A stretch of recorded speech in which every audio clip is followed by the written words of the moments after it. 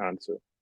Regarding the age of Aisha radiallahu anha, there is nothing in the Quran about it. There's no verse in the Quran that discusses her age. There's nothing from the Prophet, peace be upon him, where he mentioned her age. There's no hadith we call marfu', yani where the Prophet, peace be upon him, said about her age. We do have narrations from her, and we have some in Bukhari and we have some in Muslim. And there are some discrepancies between those narrations. And not, okay, again, like I want to be very clear. I'm not denying those narrations because they are authentic. But what does that mean? That the chain of narrators do go back to her and she made certain statements.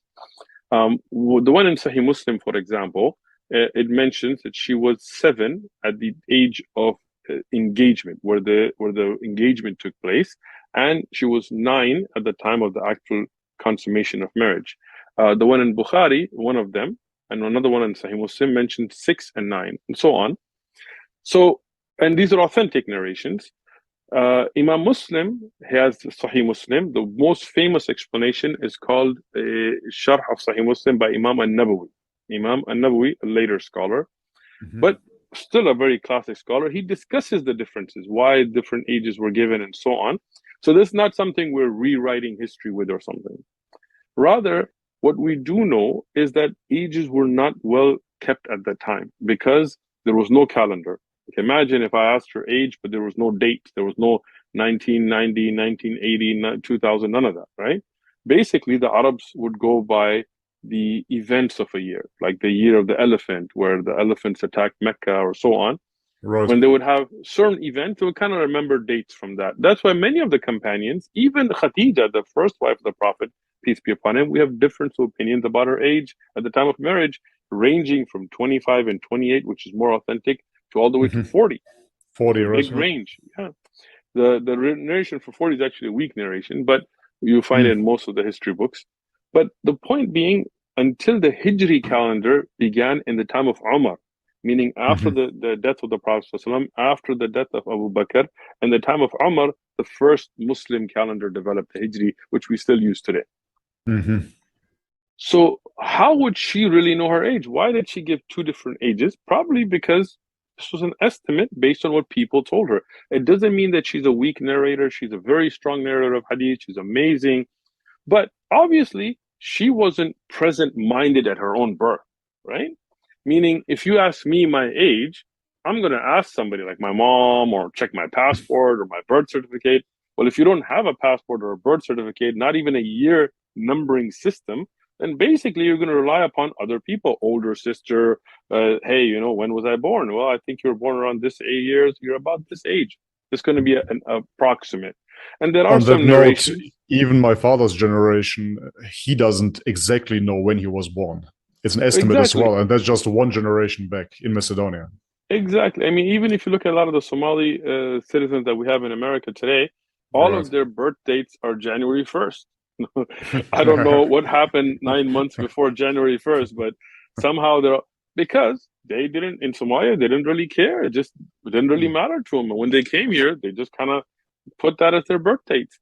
So the point being, that's not really something in the Quran, or it's not a part of the Islamic belief, aqidah, as we say. It's not something the Prophet, peace be upon him, told us. So this whole big deal that has been made is just trying to distract. What we do know of authentic hadith, that she was already engaged at that time.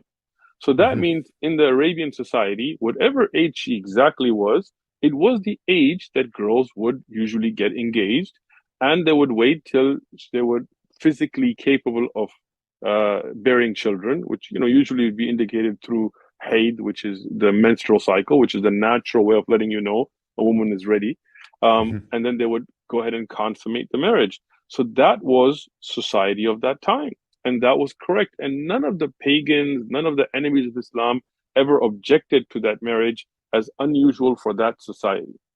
So Right. now let's talk about recent time. My grandmother was married at 14. My other grandmother from other side was married at 12, right? Yeah. And that is just, like I said, and like you said, it's very recent. Now, today in America, we would find that unacceptable, right? But it is incorrect for us to judge history by our standards, right? Because Absolutely. today, why do we not have girls get married at 14 and 15, for example, is because they Yeah. got to finish high school and they want to go to Mm. college. Yeah, that's true. But in a society where you don't have high school, you don't have middle school, you don't have elementary school, you don't have colleges, you don't have universities. Once a boy is physically capable, he gets married. Once a Yes. girl is physically, naturally indicative that she can produce children, she gets married. That's how Yes. that society runs. So the marriage of Aisha was at an age that was perfectly acceptable for the society of that time. Whether she was 9 at the time when they actually consummated or older, as her older sister, some of the narrations mention, doesn't really matter. What Mm. matters is that she was of the right age for marriage for that society. We have in America many presidents that got married to girls that were underage according to our standard of 18 today. We Yes. have Elvis Presley Elvis married Presley. a younger Yeah. girl. You have, I mean, if you go to Europe, all your kings, right? Yeah. And since we're on the subject, you know, how old was Rebecca according to biblical references when she got married in the Bible? 3, right? So Mm.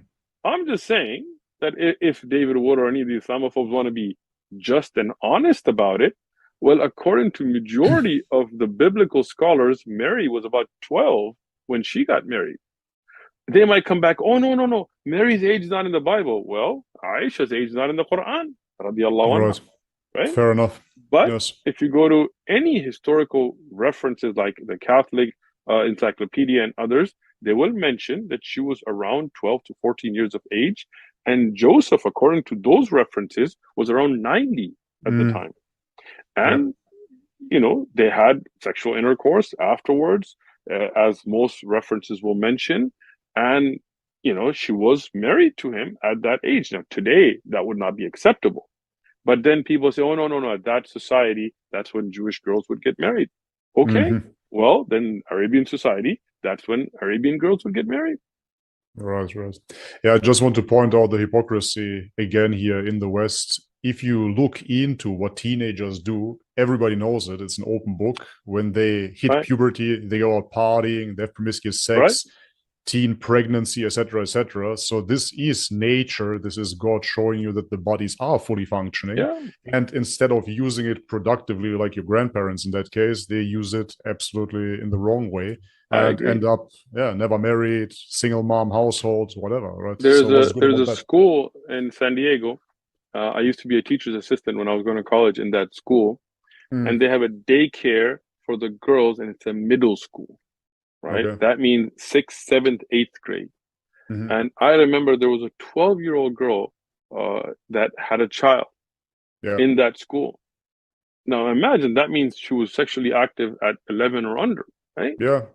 And nobody considers that to be an illegal act here in America today, right? Hmm. She did it. She's not in Yep. jail.